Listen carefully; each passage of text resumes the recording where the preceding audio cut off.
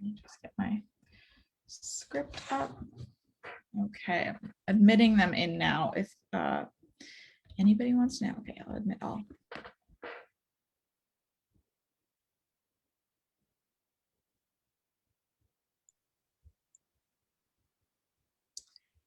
Thank you so much to all of those just joining us now. We're going to begin really shortly. Just want to let everybody in from the waiting room and give everyone a moment to hop in.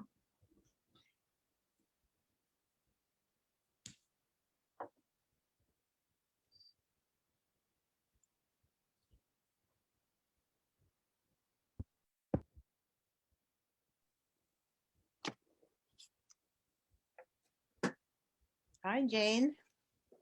Hi, is that Marilyn? It's me. It's Marilyn. Hi. How's it going? Hi, Good. Hi, Marilyn. Hi, Martha. I'm not dressed yet, so You're not dressed yet? Martha, I'm at work. Why are you at work? Do you ever get dressed? And you know, if I don't come to work, I never get dressed. Oh, that's a problem. I know, that's right. I'll be dressed by lunchtime. Oh, okay. I'm having my lunch now. Okay.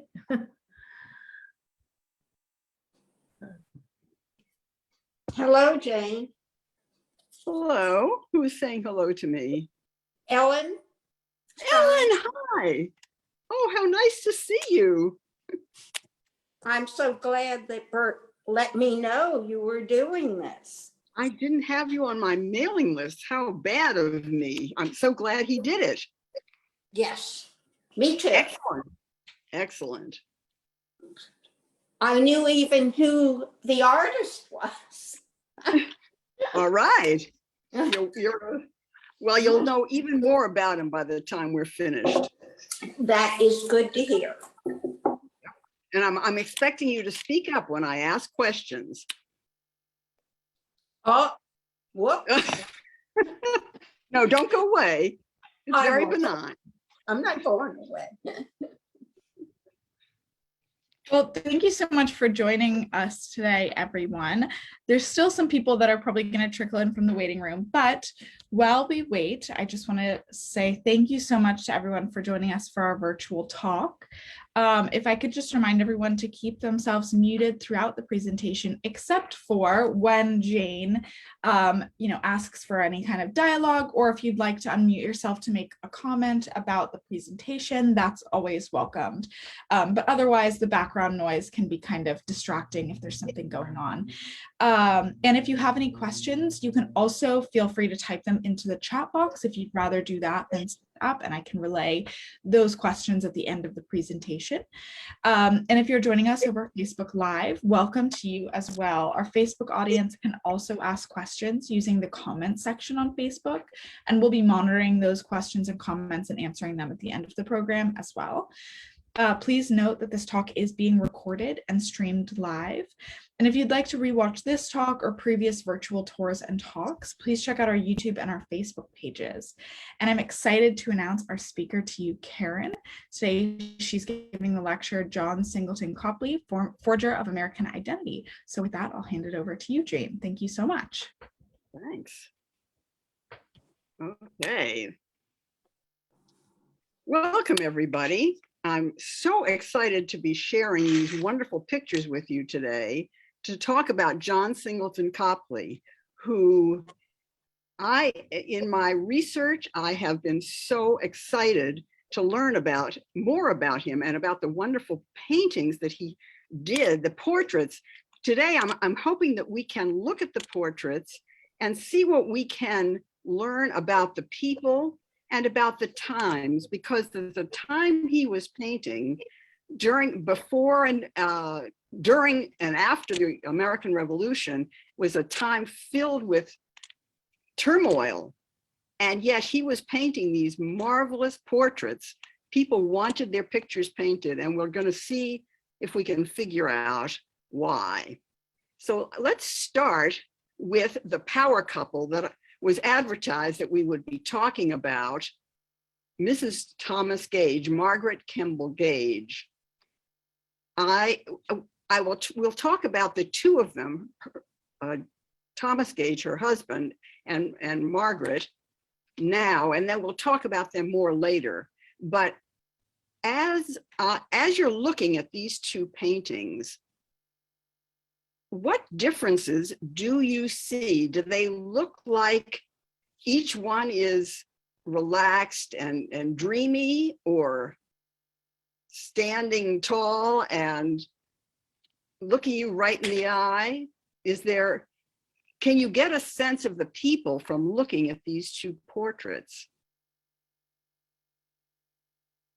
Check out the way the compositions work. Look at the way her composition is somewhat diagonal, somewhat leaning. His is straight up and down. But cleverly, when I first looked at it, I thought, well, his is a very stiff portrait.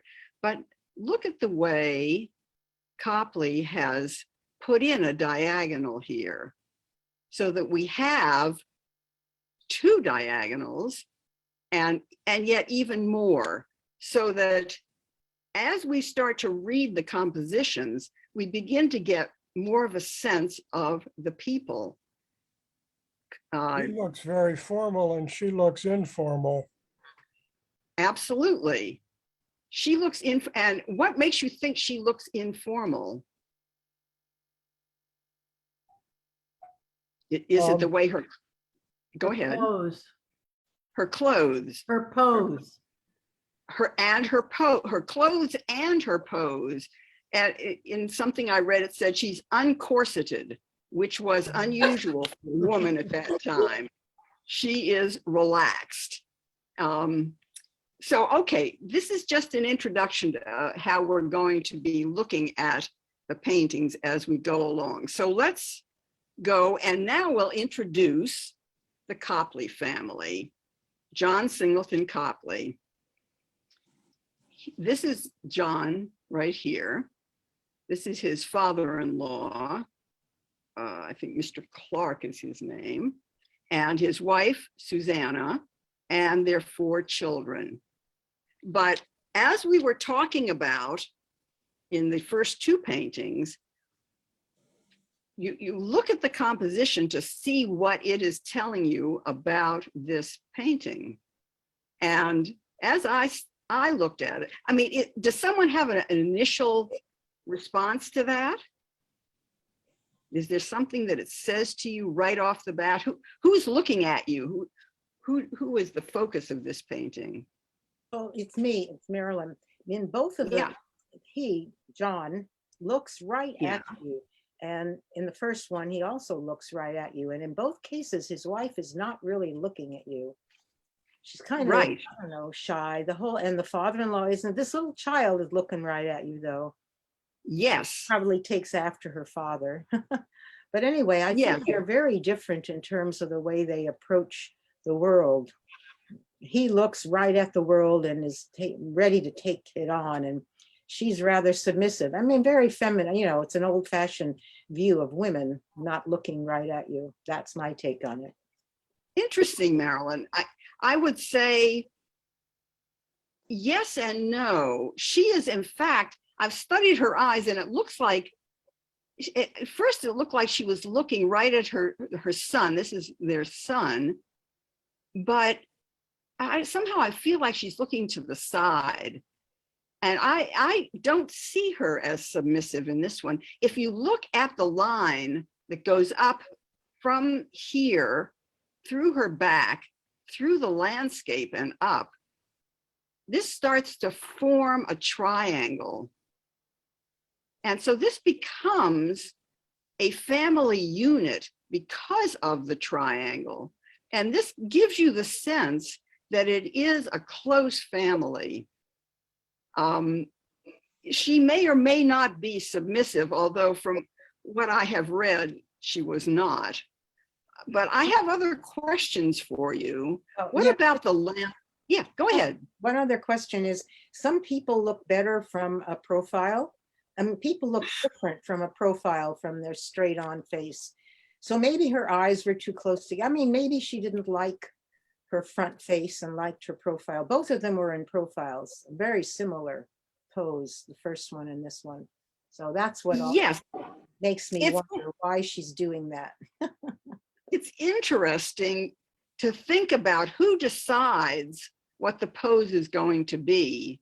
Does the artist, and when doing a portrait, does the artist decide or does the sitter decide? This is a question that will come up. But let's continue to look at this painting. Let's see, I think I have a close-up, so that what I wonder if what you're thinking is about this landscape in the background. Where are they? Are they indoors or are they outdoors? Can you tell? I suppose I should go back. It looks like both, doesn't it? You have an Italian landscape, and this shows, okay, I'll mention that Copley is now in London. He left America in 1774 to go to London, and his family came over right around a little after that, because the revolution was heating up and things were getting very unpleasant. And he was being urged to come by Benjamin West, who was already a member of the National Academy in London, and liked Copley's work, and so kept encouraging him to come. Copley was not so sure he wanted to come because he was making a good living doing portraits in America. And he said, I'm not sure that I'll be able to do as well if I come to London. But in fact, he did. And he had gotten to London a few months later. He set out on the grand tour. That is, he went down into Europe to study art, especially in Italy. And the fact that he included this kind of a landscape shows you that he has been in Italy and he has seen the art there, and it has made a big impression on him. It's I on want you, the rug. yeah. It looks like he's in some kind of house, doesn't it? It does, definitely. I mean, the first place, the carpet is beautiful. I want you all along to be looking at the painting, the way he's painted all of this. I mean, the beautiful silk damask fabric covering the sofa, and the drape, and the carpet, and then the fabrics in the clothing. So let's see, and here are the close-up of the children. Here's a hat, which we assume belongs to, he called her Suki, his wife, because it's the plume is the same color as her gown that she's wearing. Okay, let's oh yeah, there was one other thing I wanted to mention to you, is the way he animates his compositions. Instead of just painting them straight across, as you'll see later in some of the other family portraits I show you, he has made a circle. As I've pointed out before, he's made diagonals. He's made a triangle here. There are so many shapes happening at the same time that animate the painting and give you a sense of the life in the people. Okay, now let me show you another group portrait. This one by John Smibert, called the Bermuda Group. And this was a group of people who were asked to go to Bermuda to set up a university to educate the people there. And the man who was going to lead the group was Dean Berkeley.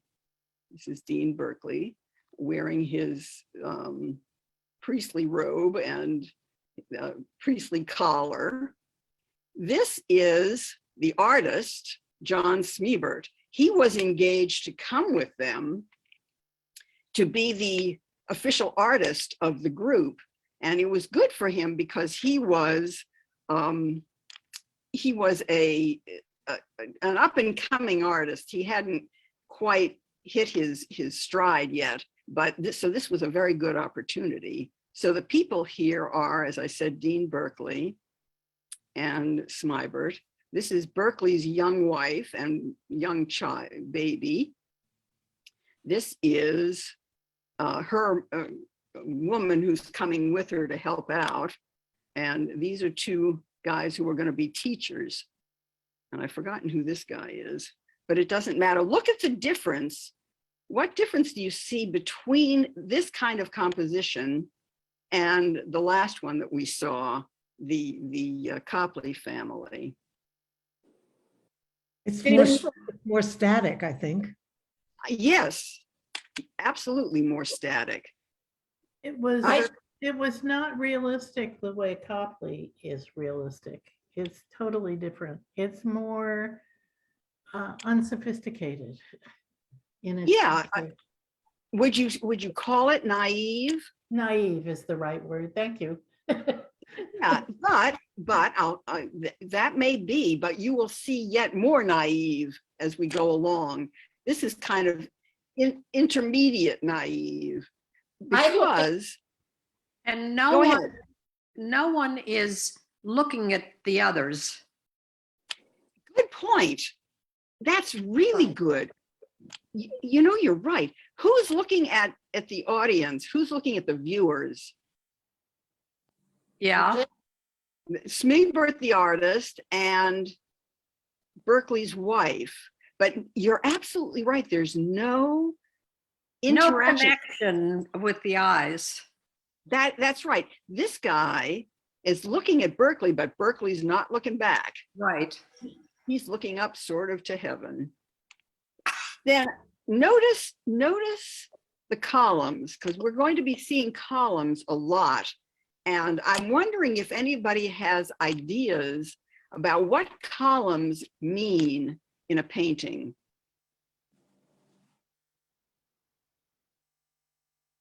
Let's go along and we'll see if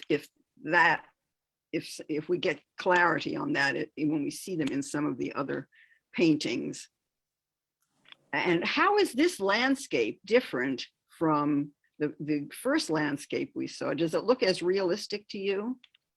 No. No. No. I look at the whole thing as flat. As flat, yes. It's there. The sense of space is not really here, is there? No. There's one tip off to that. The fact that the table with its fabric comes right up to the picture plane, right down to the bottom. There's nowhere for you, the viewer, to step into this in the way that there was with the Copley painting. And there, I mean, we don't see their feet where we had seen the feet of in the other painting. So, okay, this is, let's go on to the next one. Oh, I love this painting. Okay, you were talking about naive. Now, again, what do you see about the composition here?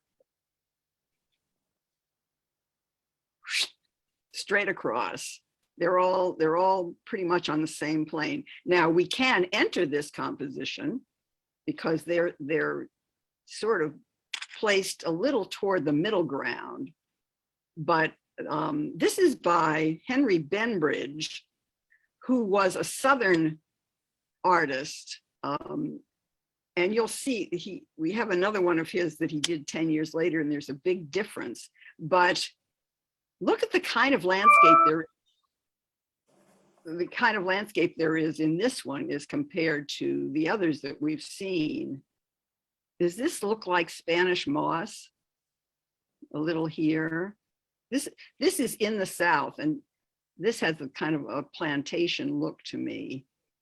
I think We've had a couple comments in the chat that I wasn't able to mention from the previous paintings, but here somebody mentioned that the proportions of heads and bodies seem to be wrong. Absolutely, the scale is wrong. This you get the sense that this artist has not really gotten hold of human anatomy Right. and human proportions It's, yet. They look like Um, caricatures. Yes. And yet, you know, it's so interesting. If you look at the faces, let's see, do I have a close up? Yes, they do look like individuals. I mean, this woman doesn't look like this woman, but they still do look like caricatures. You're right. They're very stiff. But, oh, folks, tell me what you see going on right here. Can you tell what these guys are holding? Fishing rods. Right. Fishing rod. Okay, now what you have to check out. Look at this interaction here. What do you see happening here? What is he offering? A fish. A fish. And what is she? What is she Says saying? no. Well, She's putting her nose, she's just about to put her hand up to her face to pinch her nose.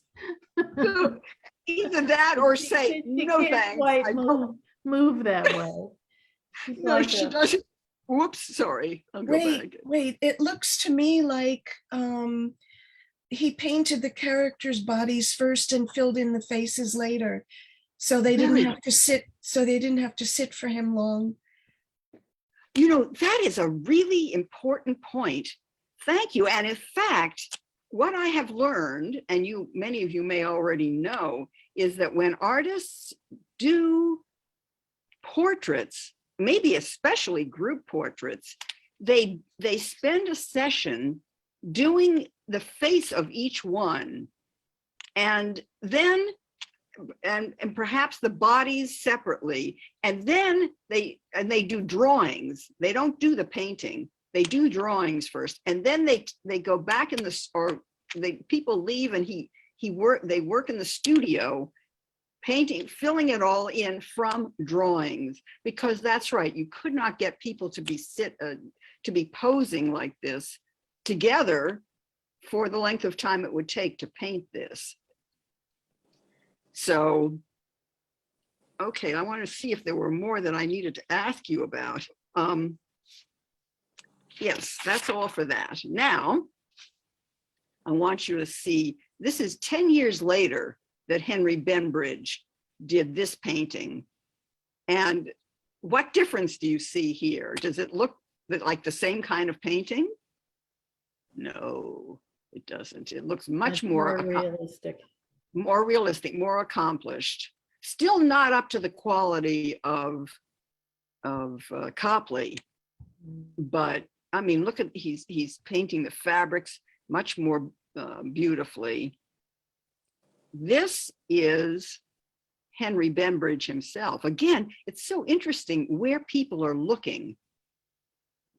These three are looking out at us, and she is looking in the distance. So this is Henry Benbridge. This is his sister. She is married to Enoch Edwards.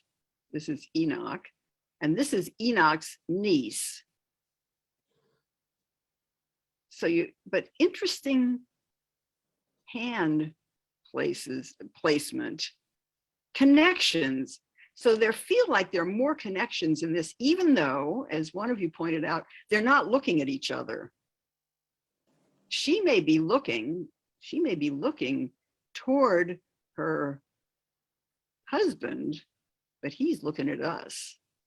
And the We have a niece, question that might be from the other slide asking, what does the fish offering represent?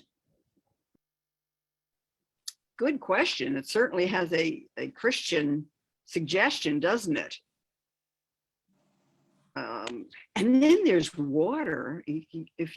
What is the saying about if you give a man a fish, he can eat for a day, but if you teach him how to fish, he can eat for a lifetime.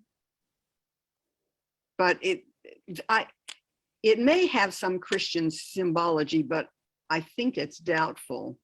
I don't think in any of these paintings that except maybe the one with Berkeley, who was a priest, I don't think there's any hint of religion. Seems to have a touch of humor, but the faces look very humorless. Certainly in this, they absolutely, and unanimated. This guy, let's go back to him. He might have a slight smile on his face, but otherwise impassive. Let's see if the next ones, they too are very sober. But again, if you're having your portrait done, the idea of smiling for any length of time is, if you've ever tried it, it's not very pleasant. So, okay. So, I wanted to ask, please, somebody help me out here. What is happening here? I cannot tell what this is. Can anybody understand what the space is that's happening here? Because this looks like man-made carved kind of bas-relief surface. But Looks like he's leaning on some kind of a pedestal. Yes. Sculpture or is on the pedestal. It could be a doorway. It looks like a doorway, but It's grapevines, the bas relief. yes, those are definitely grapevines. But and then It's a on a scholarship. pedestal, or like- it has a base. So That's it's right. Not a doorway. No, but we can't really see what's behind there. And is that a greenery or is it drapes? On the left, On the green? over here, No, green is it? in here. Oops, sorry. Uh, It's very hard to read this. yeah. Definitely looks like wood carving. It does look. I think it's the door halfway open. Okay. Yeah. But it doesn't look like they're carpeting or anything to give you the feel that it's truly inside. Absolutely. It really feels like it's outside, doesn't it? I mean, this looks like a lawn around below her skirt and then off into the distance. And this looks like a tree. Yeah. And another tree. So it may have to remain as a puzzle. Let's move on. Okay. Now, what bothers me about that painting is there's no, many of the others have more color. This This has is some good light and good fabric, but it doesn't have the color that the others invite you in. Absolutely. This is a much more reduced palette. It's a brownish painting. Mhm. Now, the other thing, I mean, always when you're looking at reproductions, it's a little hard to tell, but I certainly agree that it is a reduced palette. And so it's not, in that sense, it's not as lively. But again, I think the liveliness is in the fabric in these three, in the painting of these three fabrics. Where is this painting located? The painting itself, Yes. I don't know. It probably is somewhere in the South because he was a Southern artist. Oh, I mean, where is it now? That's what I don't know. I'm sorry, I don't have that information. It may just need a good cleaning. It may need a cleaning, absolutely. Okay, all right, let's move on to yet a more naive painting. And this is by another, as you can see, American colonial era artist, William Williams. And I believe that he was he may have been an itinerant artist, because the thing about Copley, and I didn't mention this to start with, but I will now, he was basically not trained in an academy. His stepfather was an engraver and a painter, but he didn't live with him that long. The stepfather taught him, Pelham was his name, taught him how to paint, but he had his innate ability. He was quite incredible in his abilities. So compared to the other artists who were working in colonial America, because this was 1772, this was before the Revolution. And so given that, again, what is your first impression of this painting? Do they look like real people? No. No, but they are. So let's see, would you, if you had asked to have your portrait painted, would you have accepted something like this?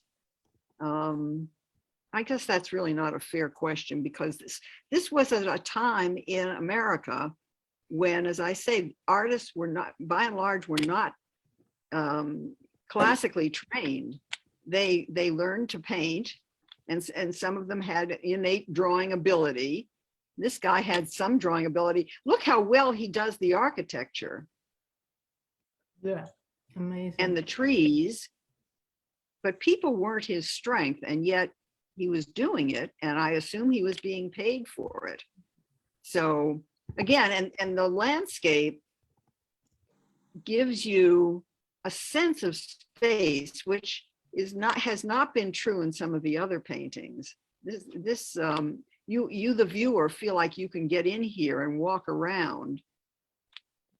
And again, they're all looking, let's see, the wife and the two children are looking out at us. The husband is not. And he's the one seated, I want you to notice. The wife is and she's holding a book. So this tells us about what was important to them. We know she was a reader. The child is bringing a bouquet of flowers, perhaps to the father. And that's what we know about that painting. Let's move on. Okay, now we're going to get back to Copley. What a huge difference between, I mean, this one is 1773. The previous was 1772. So both painted in America. So here we are with Mr. and Mrs. Thomas Mifflin. Thomas Mifflin was born in Philadelphia. He was an aide-de-camp to George Washington.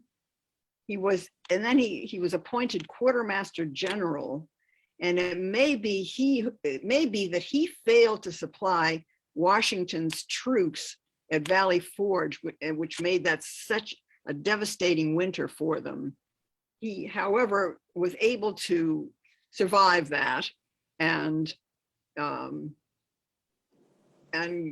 carry on with his life.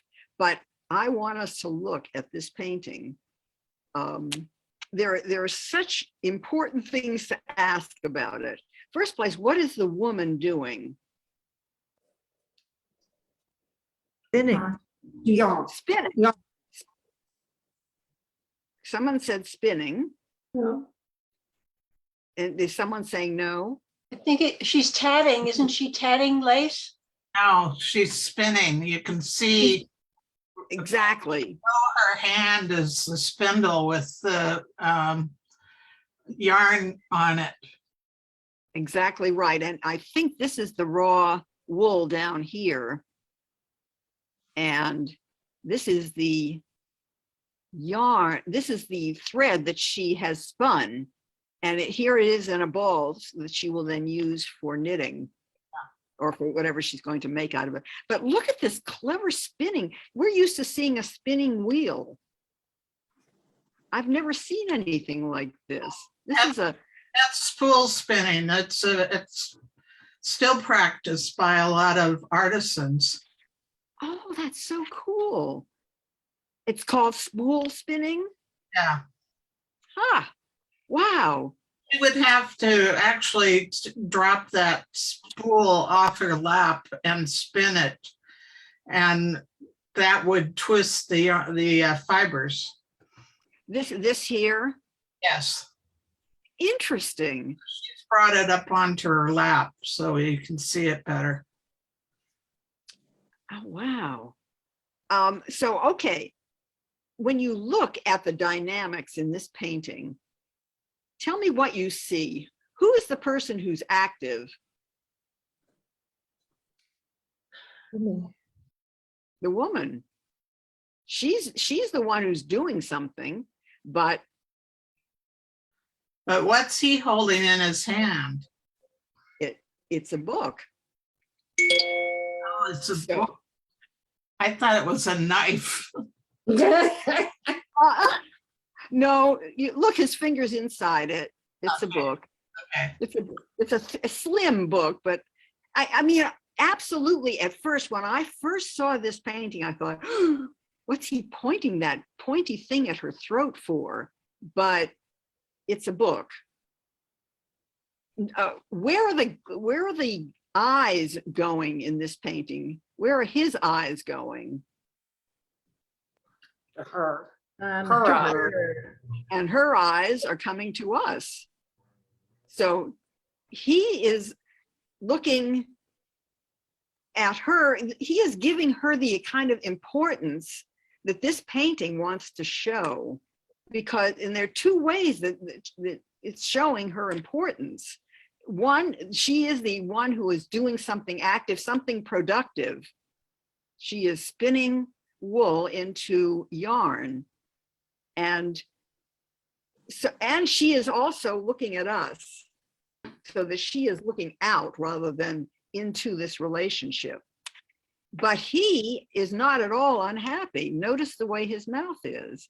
He looks like a very happy man. Look at the conjunction of their hands.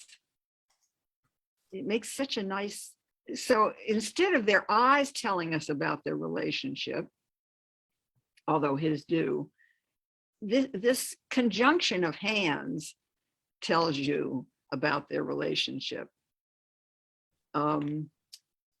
Again, look, you'll see the column in the background that I mentioned before. The columns can mean sturdiness, support. In religious paintings, they mean going up to heaven, but I don't think that's the case here. What about the color in this? You mentioned that the palette was reduced in the last painting. What about in this one? It emphasizes her again with the dress that she's wearing. Absolutely, because she's light, because her clothing is lighter.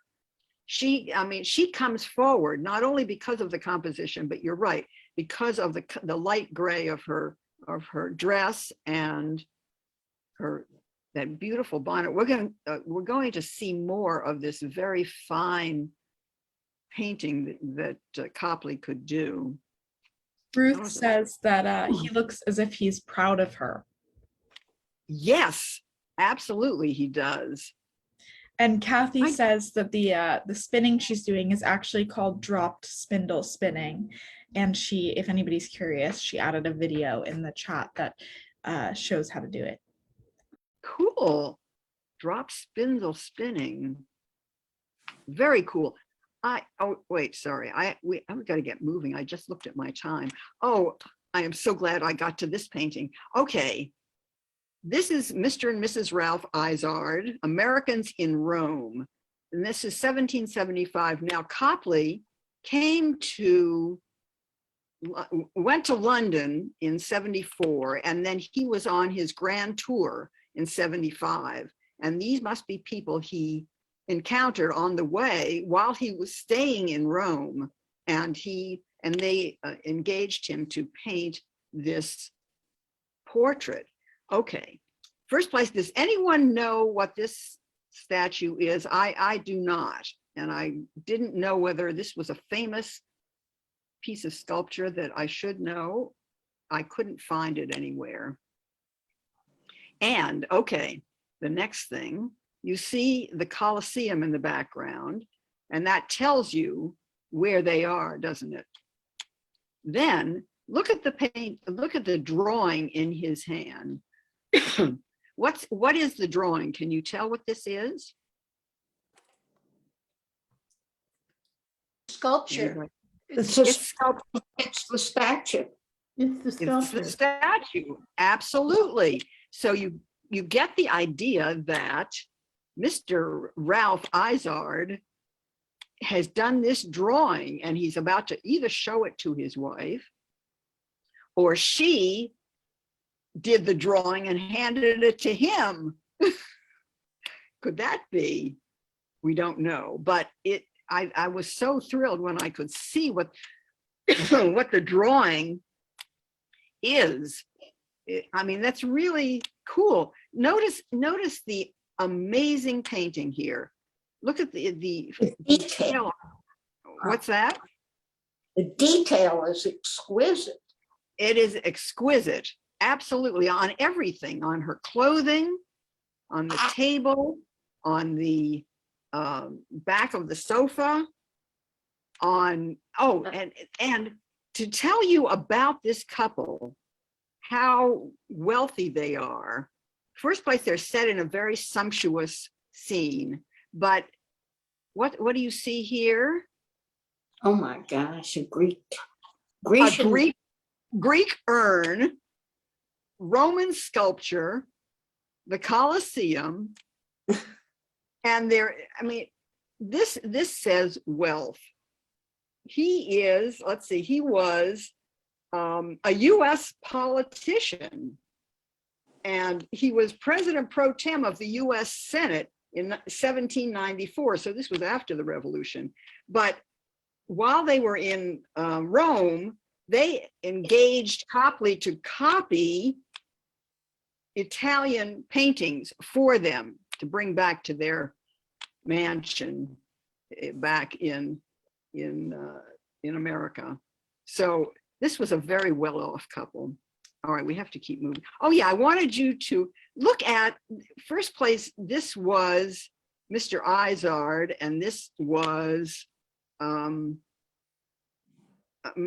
Mifflin. But when I first looked, I thought, oh my God, they're wearing the same jackets. But no, they're similar. They all have similar buttons. I just wanted to point that out.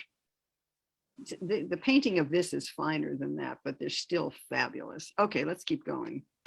Oh, I just wanted to quickly show you a Charles Wilson Peele couple.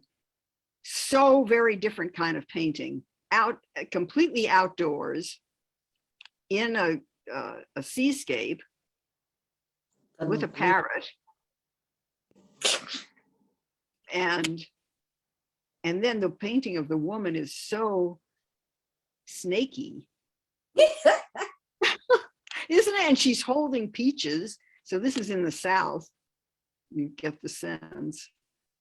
Anyway, but he's looking at her and she's looking out. Anyway, we have to keep moving. I can't believe how, okay. Now, this painting by Copley of a boy with a flying squirrel, as you can see, Henry Pelham is Copley's half brother. That is, Copley's mother married Henry's father. But I want you to see this. It was an important painting because I've forgotten his name. This painting was seen in London. He sent it to London, I guess, and it caused a great stir because it was such a beautiful painting. The fact that he used a red backdrop, just like Titian was very important to the artist, who I can't remember his name, but it doesn't matter, because what I want you to look at is the squirrel, the flying squirrel. And we're going to see, if I can get there, more of these little pets with gold chains attached to them. So does anyone have an idea of the symbolism of a gold chain? Well, I'll tell you what I thought of when a king, say when Pharaoh in Egypt wanted to hand over power to Joseph, he gave him a gold chain to put around his neck as a symbol of power, a transfer of power. And this is true of other kings as well. They, to cede power or to give a certain amount of power, they give a gold chain to a person they wish to honor. But it seems so curious that a gold chain would be around the neck of a little wild animal who is now a pet. Notice the wonderful painting of the glass, the reflection in the shiny table, the odd way the color changes here. Look at the painting of his satin collar, and a sensitive painting of the face. Let's keep going here. Okay, here's another one with an animal with a gold chain. This is Daniel Crommelin Verplanck from 1771. This was at the same time that Copley was in New York painting Mrs. Thomas Gage. He also took many other commissions, and this was one of them. The father of this boy had great hopes for the boy, and in fact, this young man did grow up to be a lawyer and had a fine career. But here he is. This is a boy, but doesn't he look like a miniature adult to you? Because of what he's wearing. Again, columns and a landscape, giving you space, bringing your eye into the composition. But again, look, if you follow this up, it generally goes to there, to the little squirrel. And then there's this line that comes down this way. Again, everything is focusing on this squirrel, which is, I don't know whether Copley had this in mind, but it's a very odd thing for him to do. Okay, so here, this painting of the girl in a red dress with a cat and dog by Ami Phillips, who was, I believe, an itinerant, yes, he was an itinerant artist. And you know what an itinerant artist is. They went from town to town getting commissions to paint portraits. I happen to have a painting, actually a charcoal drawing of my grandmother that was done by an itinerant artist.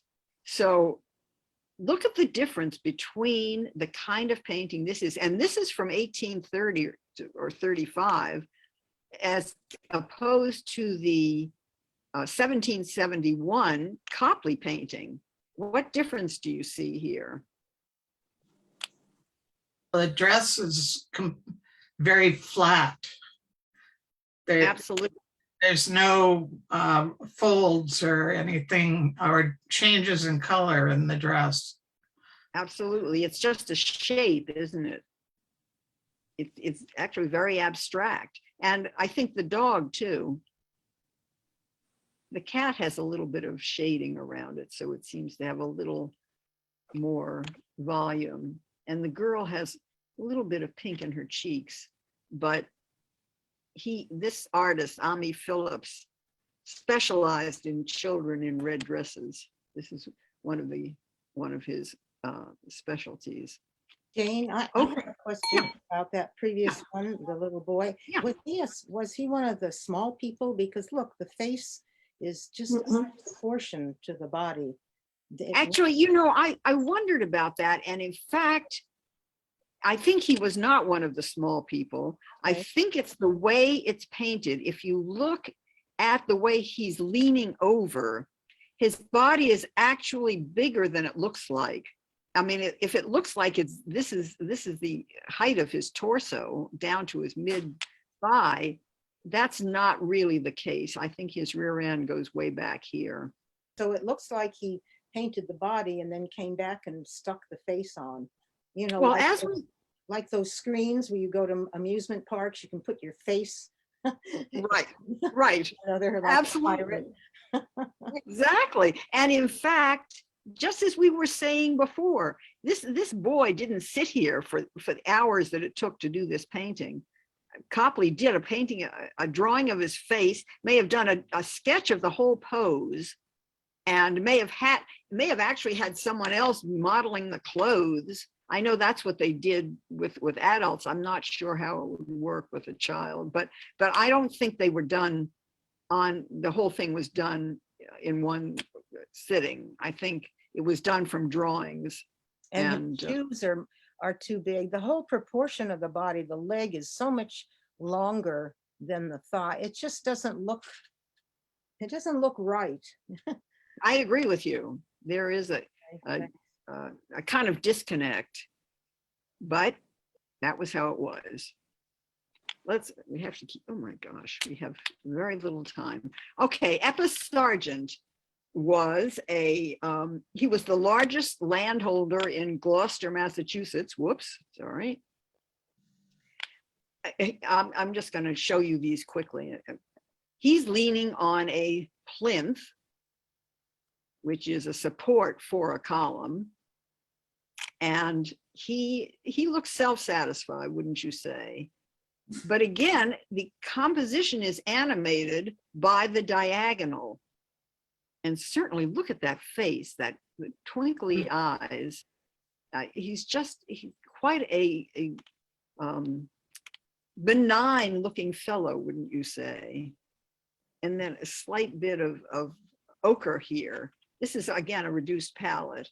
And you know, oh, I don't know if Mary's on this presentation, but I want you to notice what's happening here. Can anybody tell? What do you see? Looks like Powder, wig powder? Wig powder, exactly. He's wearing a wig, and that is because and when you're in the Timken, you will see that the paintings by, oh, I'm sorry, I can't remember, but anyway,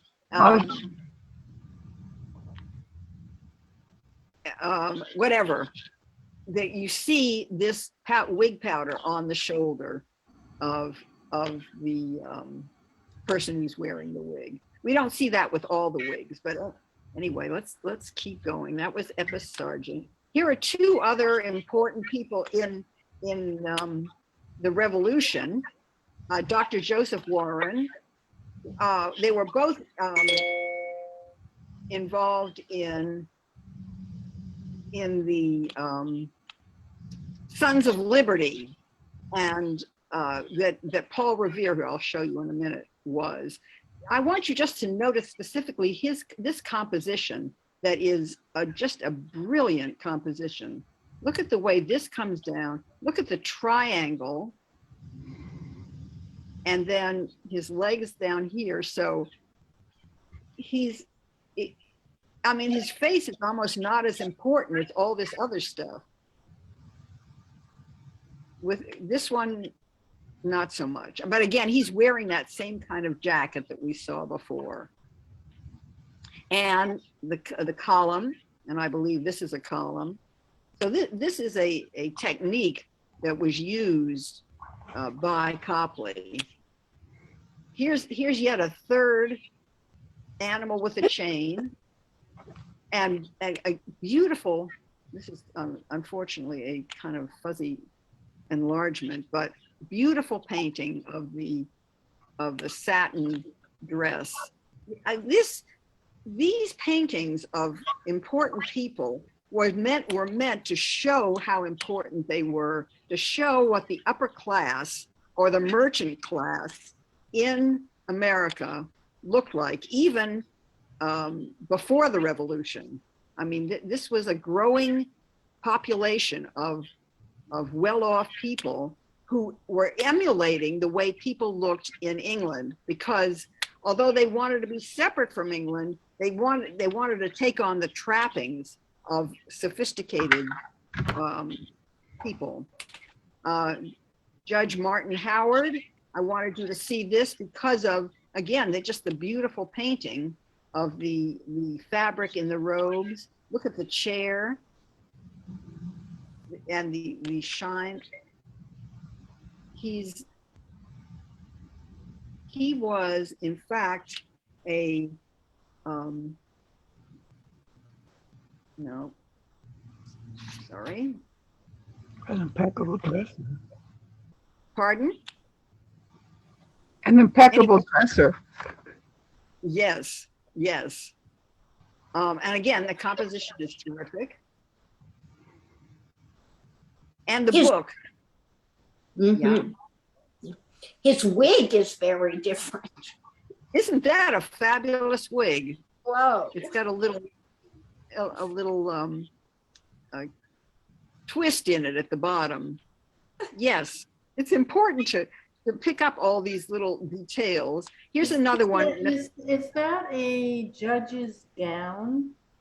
Previous. It may be a judge's gown, although I would think a pretty fancy one. The collar looks like the clerical collar that Berkeley was wearing in the earlier painting. Now this next guy, Nathaniel Hurd, was a goldsmith. I wanted you to see this one because it has a reduced palette, and it has on his inner, or maybe on the lapels of his robe, there are these shapes that I can't identify. They look a little like artist palettes to me. Yeah, me too.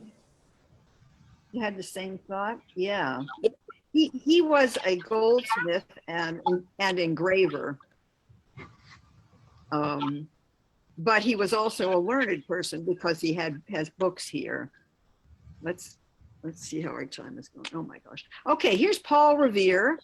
And everybody knows who Paul Revere was. I wanted you to see the painting of him. But first place, he's seated at a table so that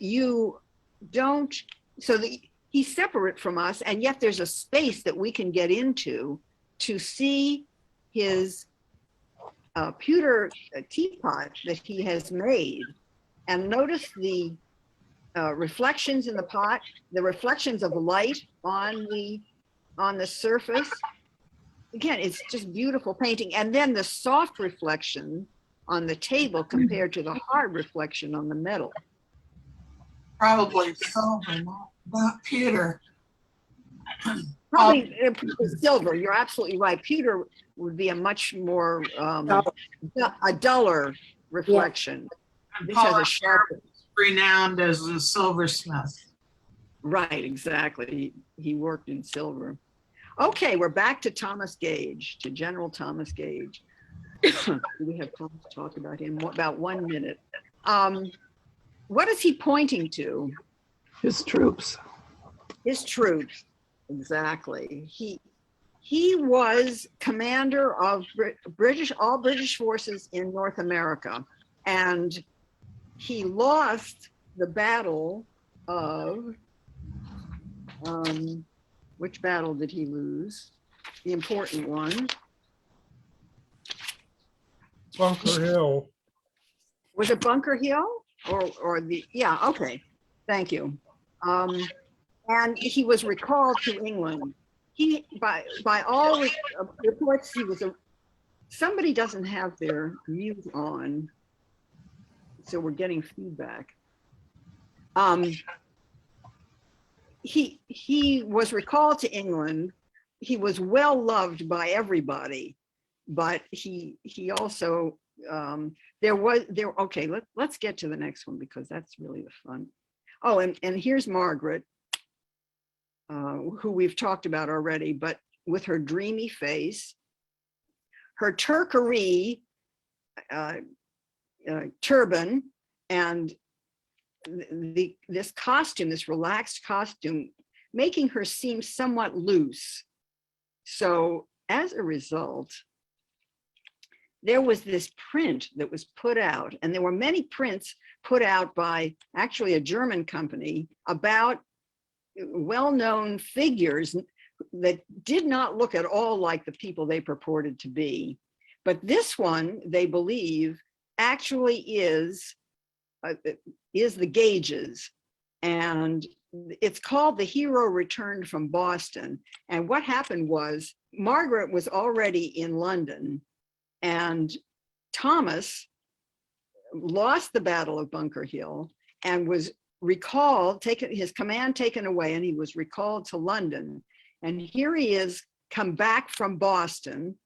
And the question was, why did he lose? And the answer, there's the question whether she, Margaret, was the other person who he had revealed the plans about the battle that was to come, so that Paul Revere and the other Sons of Liberty could mobilize the colonists to come out and fight the British and repel them. So the question was whether it was Margaret who had tipped off someone from the Sons of Liberty.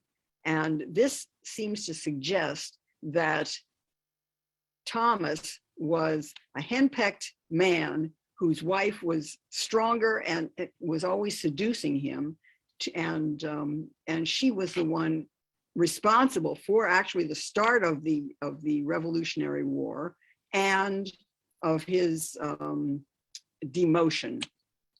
And I think, oh, I just have a couple of others that I just wanted you to see the beautiful painting of the sleeve here. It's just, he was a fabulous painter, and she is supposedly writing her own life with the twig of this fruit tree. And here are two others by Ami Phillips that are primitive, that are naive paintings. Again, portraits, but we would not call them realistic. And this Joshua Johnson was another artist. He's a Black artist who did many portraits in the South. And then, okay, I'm just going to go through these quickly because we're running out of time. George Watson was a friend of Copley's, and I'll show you, he lost his leg at the age of 14 in Havana Harbor by a shark. He was an orphan who was working on one of the ships to survive, and decided he would take a dip in Havana Bay while they were laying over to get some cargo. And he was attacked by a shark. His leg was bitten off, but he then went on to have a fine career as a lawyer. So that having part of his leg gone did not hold him back. Another woman. And finally, I wanted you to see that although Margaret Kemble Gage was wearing this beautiful gown, which you thought might be hers, here's one very similar, or might even be the same gown, worn by another woman, Abigail Smith Babcock, who Copley was engaged to paint. So I believe that is my last slide. So thank you all for participating with me. This was really fun. And I wonder if there are any questions that you might have. Yes, thank you so much, Jane. We have one question from Henry, wondering if you can return to that. I think it was the second slide where we were questioning what was in the background. Okay. This one? forward. No, it's the go next- This- one more forward. There were 4 people and there was an opening in the tree in the background. You talk about the grapevine, that one. This one. Yeah.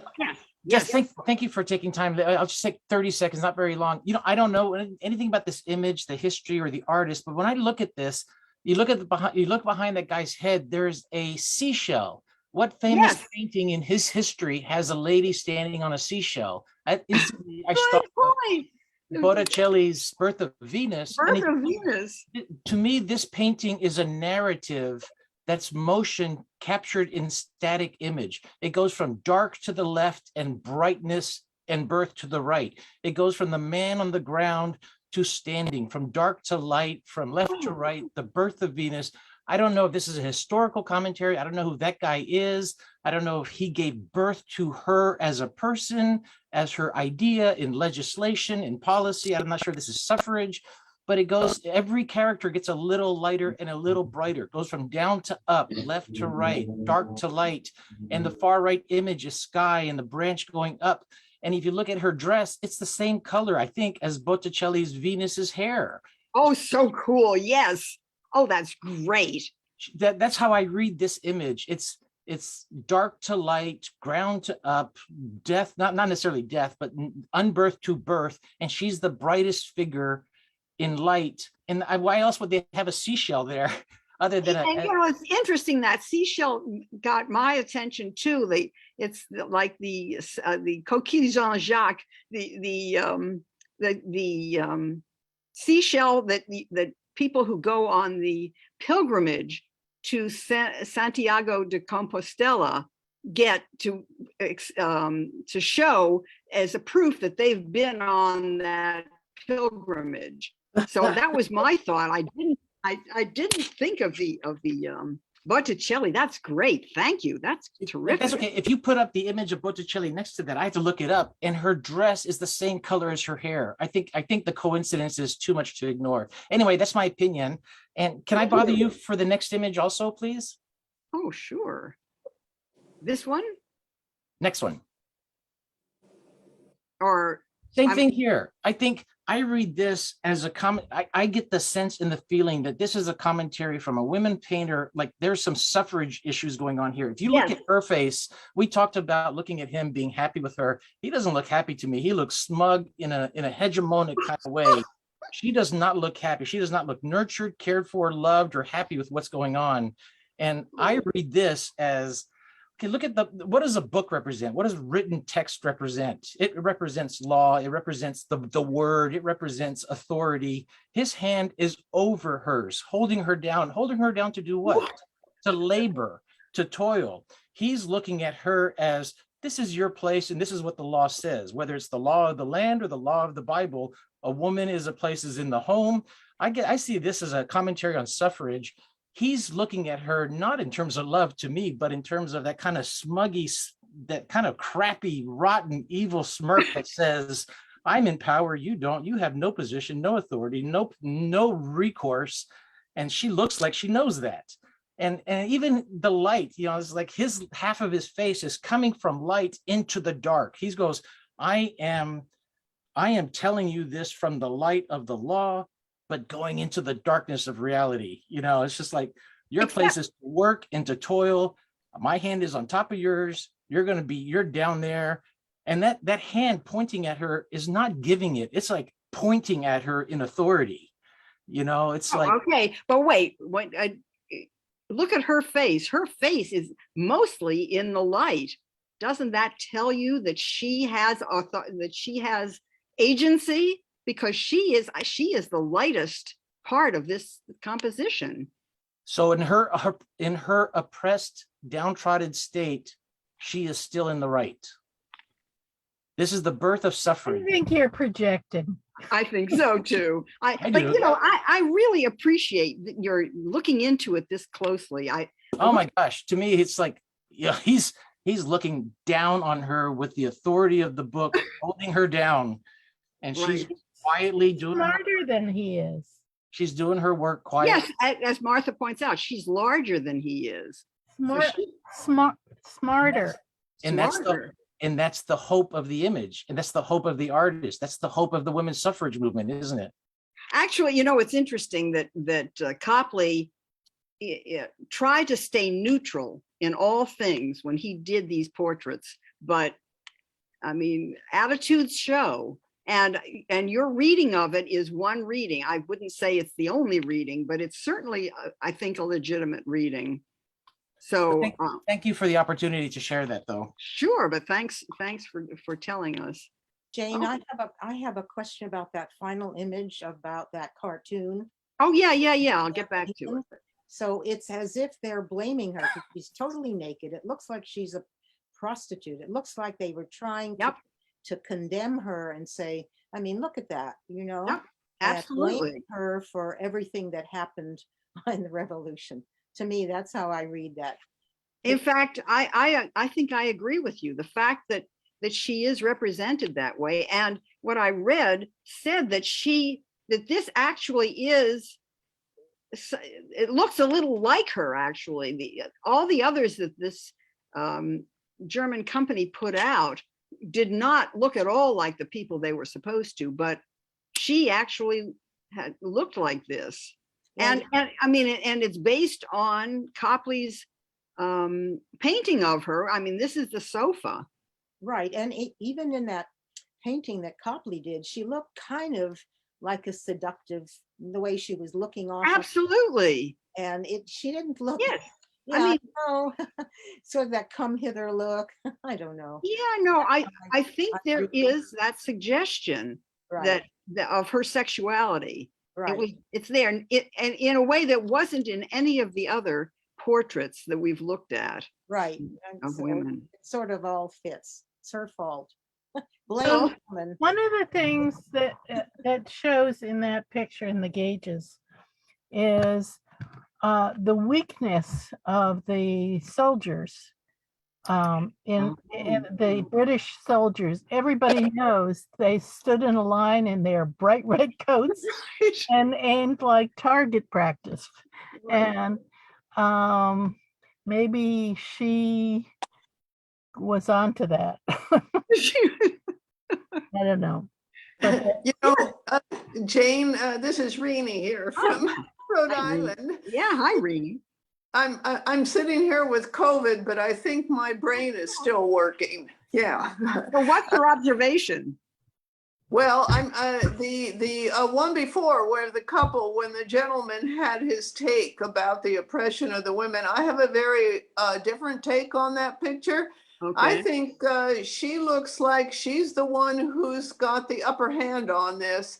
And to me, he has a look of slight puzzlement on his face, that she looks like she's got the last word, and he looks like, oh my gosh, I'm not so sure about this anymore.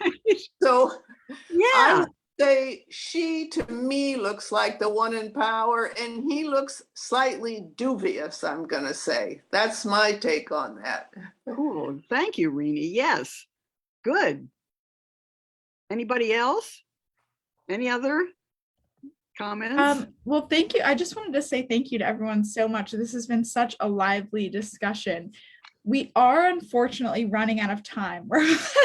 So I don't know if I don't know if, you know, if we've had such a great discussion. I feel really terribly ending it so shortly.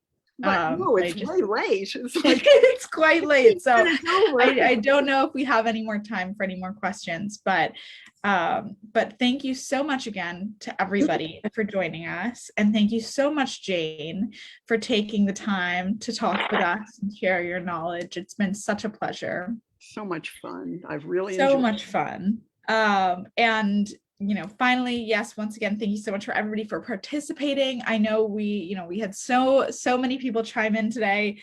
We couldn't, I couldn't nearly get to as many of the comments in the chat as I wanted to, but I hope that doesn't discourage you from chiming in next time. It's so much more fun when everybody talks, so I really appreciate that. And looking forward to next week, I just wanted to say that we have another presentation at 11 a.m. next Thursday. If you'd like to join us for that, that's going to be a kind of welcome back tour on Zoom to kind of get everybody excited for the opening again. So with that, I'll say thank you so much to everybody, and I'll sign off now. Thank you, Jane. Bye. Bye. Bye. Bye Thank you. now. Thank you, Jane. It's great.